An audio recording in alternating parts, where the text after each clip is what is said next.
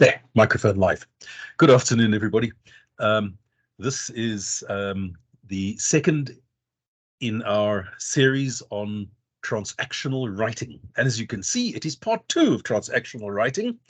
And it is presented by myself. You can probably see that because there is a second image of me on the screen. Apologies for that. Let's get straight into this. We looked last time at some examples of transactional texts. There they are again, but you'll notice that the number has decreased. I took out of the list those which we have already tackled. Today, though, we're going to start with the obituary. And I see something really strange happened there. I didn't tell all that information to come onto the screen. It's doing it by itself. Sorry about that. But the important thing to note here is that an obituary is the first public announcement of a person's death. It is not the stuff that gets said at the side of a grave. It is not the stuff that people say afterwards about how wonderful he was and everything like that. It is simply a first announcement. There is the format. You've got the title, the introduction, biographical details or biographic details. These are, of course, a very brief history of the person's life. And then, of course, the cause of death, surviving family members, and funeral arrangements. Now, funeral arrangements, very often, they haven't been made yet in real life. So they'll just say something like funeral arrangements will be announced shortly or something like that. In order to make life easy for you, I'm simply going to read to you an example of an obituary. It goes as follows. You'll see the title, the Honorable Dr. David Matopa, and dates 1960 to 2058. It is with the deepest regret that we announce the passing away of David Headmaster Matopa yesterday in a vehicle accident. He was 98. That's your introduction. David was born and raised in the Free State in the town of Van Stadensrus, where he attended school and achieved noted success both academically and on the soccer field. After completing his studies with distinction at UOFs, he returned to Tapelong School as a teacher, rising to be HOD languages and subsequently the principal. In 2014, David joined the then new Constitutional Justice Party and was elected to Parliament. After the CJP achieved a majority 10 years later, he held several cabinet posts, including education and defense. He retired in 2050, having served his country with distinction. There's your biographic details. Now, this Sunday past, David was driving from his home towards Bloemfontein when a tire burst on his beloved Grand Jeep Cherokee executive, causing him to swerve and collide with an oncoming road train. He was killed instantly. David is survived by his third wife, Charlize, 3 children, 7 grandchildren, 3 great-grandchildren, and 1 great-great-grandchild who mourn his loss along with the whole nation. Funeral arrangements will be announced shortly. And that is a pretty good example of a classic obituary. Now, let's go on to reviews.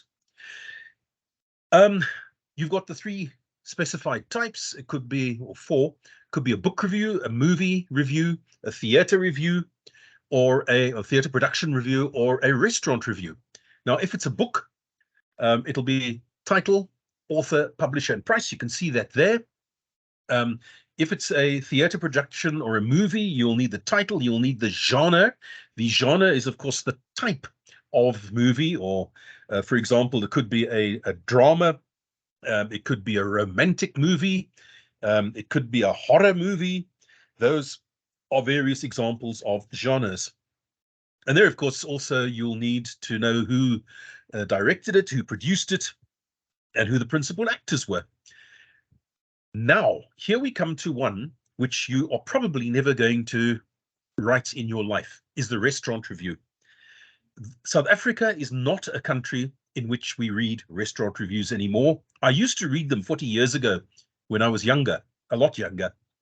But nowadays, it's almost unheard of for new restaurants to open and for reviews to be published about them. It's so rare that you will probably never see a restaurant review in your whole life. So don't even worry about it. I mean, if you're going to go out to eat, normally the decision is, you'll choose between Burger King or What's another example there? Debonair's Pizza, or maybe Stadium Fast Foods. But you're not going to go to a restaurant specifically, and even if you do sit down to eat, it'll still be probably at one of these restaurant chains or fast food chains. Anyway, having said that, review balanced and fair, but you must not be shy to speak the truth. Otherwise, you won't be reviewing the stuff correctly. Okay, you will have a specified scale. The rating is normally, 1, 2, 3, 4, or 5 stars. And then, of course, target market. So those are, that is to indicate who would actually be interested in reading that book or watching that movie or watching that theater production. And you do that because obviously people have different tastes and different people will be interested in different things. Easy as that. Now, newspaper or magazine article, the two of them are very similar and they have been lumped together here. You will see that all of them require a title. Obviously, you must have a title in front above an article. And then all of them require a byline. Now, in the case of a magazine article, the byline is simply the name of the author. But in the case of a newspaper article, you will need the location of the author at the time of writing. For example, if I were to write an article on what's going on in Israel at the moment, I would need to be in Israel in order to see with my own eyes what is actually happening. Otherwise, my article might not be accurate. If I can very easily get all the information off social media and the internet, but I don't know if if that information is accurate because it's not firsthand. So for a newspaper article, the byline must include the location. Okay, informal register.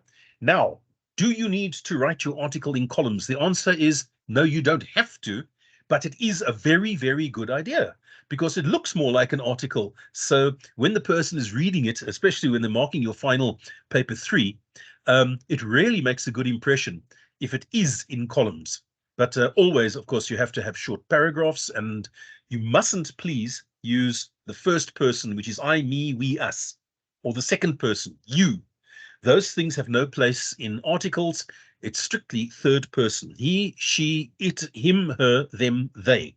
Those third person pronouns are what goes into newspaper or magazine articles.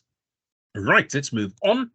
And we're going to look at the agenda and meeting minutes. Okay, an agenda, of course, is, you can see it's the list of activities that are going to be put into a meeting.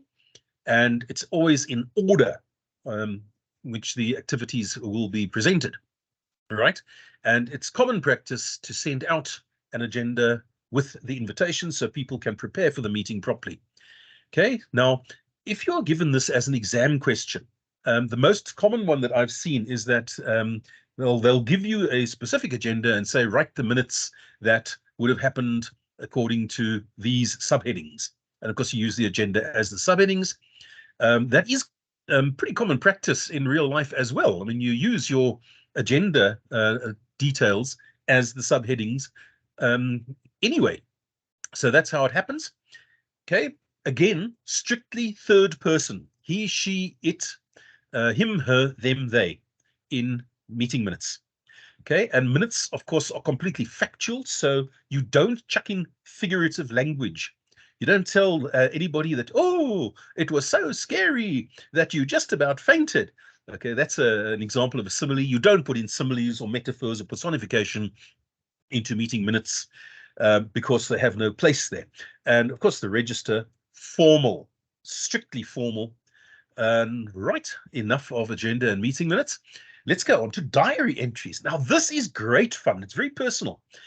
Diary entries are you who, of course, is the reader as well as the author. And it's your own personal record of your day-to-day life. And I keep a diary. I do diary entries in my everyday notebook. It's fun and it's great to look back over your life and to see what you were doing on such and such a day. Now, in an exam, your format, you always have a day of the week, Monday, Tuesday, Wednesday, whatever, and the date, 15th, 16th, 17th November, or whatever. But you must have those two, day and date above each entry. Now, in an exam, they can also ask you 1, 2, or 3 entries. You must be very careful to only answer the correct number of entries. And they must be in a logical sequence. If there's more than one entry, you mustn't have it where events in the second entry came before the events in the first entry. Finally, diary entries are wonderful because they are completely informal. They've got no formal language in it. You don't have to worry about getting the punctuation right. You can use whatever words you want to use. You just have fun because it's you who's going to be reading it. It's not written for anybody else. So there. Finally, I want to touch briefly on emails. I'm not going to tell you this is how to write an email. I'm merely going to show you a picture of an email. Here it is before it is filled in, okay, on the computer. Here it is after it's filled in. You will notice that you don't have to include a date because it's included for you when you send it. And you don't have to include the fact that it's coming from you because the computer your computer from which you are sending this will automatically send your address for you. Okay, and then you can see how the title works out, or the subject line, I suppose I should call it. And then there's the very brief message. Finally, I have a picture for you of this. That's the whole thing as you fill in the email, and you will see at the bottom, it's got that little blue icon there in order to send. Also, you have this very useful thing there, what looks like a paperclip in case you want to attach documents. But otherwise, that's that. That's how an email works. And that is all I have for you today, except here is this wonderful quiz. Please take it on and see how well you can do. I notice that many of you are getting better and better at these quizzes, and I'm so pleased about that. People, thank you for listening, and really, I hope that you learned something today.